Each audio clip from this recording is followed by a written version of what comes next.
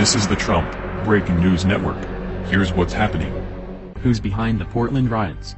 60% of arrested anti-Trump protesters were from out of state, didn't vote. By Zero Hedge. 2 months ago, Charlotte police confirmed that 70% of those arrested during the riots were from out of state.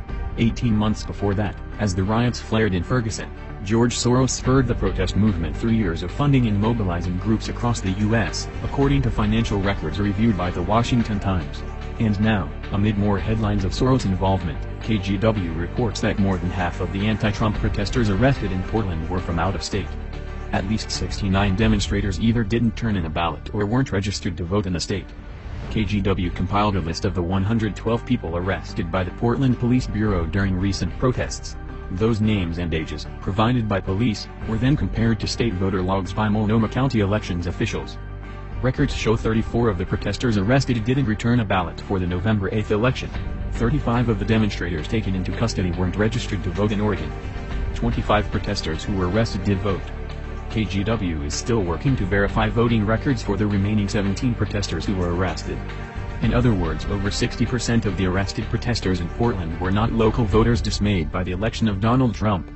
And so, just as in Ferguson and Charlotte, we see what appears to be professional agitators popping up at key times to encourage social unrest, which as we recently detailed were funded from George Soros' MoveOn.org, all of which perhaps explains why these professionals were so adamant not be filmed or caught on tape as Gateway Pundit reports. Reporters in Portland, Oregon were attacked by anti-Trump rioters Sunday night, according to Portland police.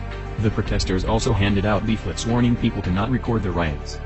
One reporter, Mike Bivens, who was threatened by the pro-Hillary mob, decided to not report the threats but changed his mind after the announcement by police that a news crew had been attacked.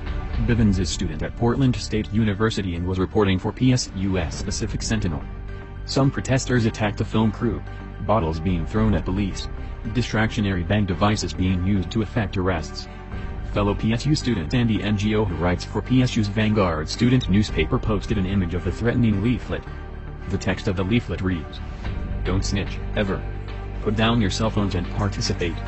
Do not help the police in identifying persons engaged in illegal activity. Don't post protest videos to social media. A few things you can do. Join, celebrate, show your rage. Yell fuck the police. Drink some water and chill. Share food. Collaborate. Find one another. Keep people safe from physical harm. Stop filming. Consider this a warning." Bivens said he also was threatened on Twitter via direct messages. Bivens also noted a film crew camera had been destroyed by rioters. Bivens posted video of Portland police dropping in to clear out a group of rioters. Wait for it.